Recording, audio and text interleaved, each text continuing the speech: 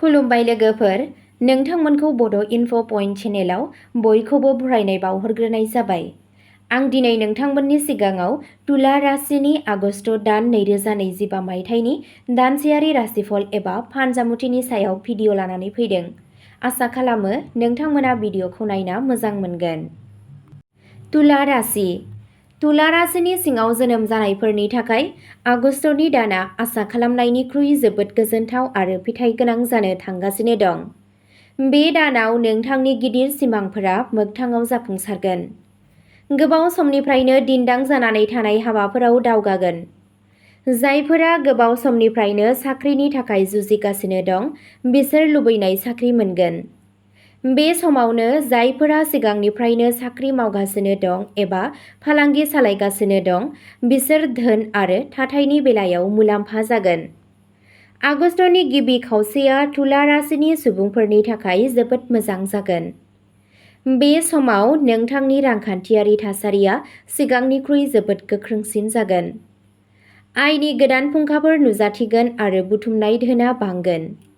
बे समाव नोंथाङा मोनसे गोजौ मासि एबा जर'खा सिनायथि मोननो हागौ। नोंथांनि मान-सन्माना जौगागोन। जुदि बाहागिफोरजों उनमोनथाय मोननाय सम्पथिनि सोमोन्दै माबाफोर नांलाय-खमलाय जादोंब्ला, बे दानाव बेखौ गोजोनै सुस्रांनाय जागोन। दाननि नैथि सप्तायाव फालांगिजों सोमोन्दो लाखिनानै दावबायनाया जोबोद मोजां आरो मुलाम्फा गोनां फोरमान जागोन। बे समाव गोहो आरो सोरखारजों सोमोन्दो थानाय सुबुंफोरजों नोंथांनि खाथिया बांगोन आरो नोंथाङा बिसोरनिफ्राय बायदि रोखोमनि मुलाम्फा मोननायाव जाफुंसारगोन। दाननि गेजेराव माखासे गेदेर खरसाया हरखाबै जानो हागौ, जाय नोंथांनि रांबावजाखौ एसे हेंथा होनो हागौ। नाथाय दाननि जोबनायथिं थासारिफोरा नोंथांनि सामलायनायनि सिङाव फैगोन। बे समाव रांनि फैनाया बांगोन।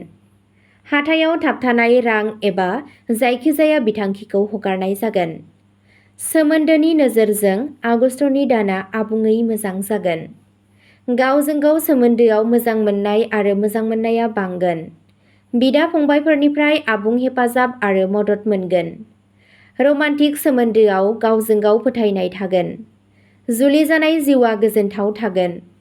जुदि नोंथाङा फिसा-फिसा जेंनाफोरखौ नेवसियो, अब्ला बे दानाव नोंथांनि सावस्रिया सरासनस्रा जागोन।